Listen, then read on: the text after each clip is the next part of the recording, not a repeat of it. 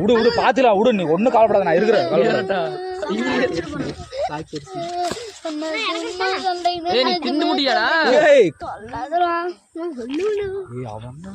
ஏன்டா இது இப்படி இருக்கிற, இந்த எண்ணம் பிடிச்சிருக்கிற?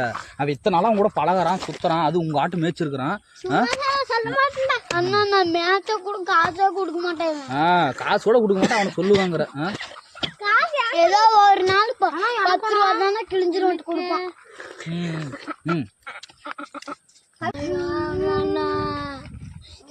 விடு விடு பாத்துலாம் விடு, நீ ஒண்ணு கவலைப்படாத, நான் இருக்கிறேன்.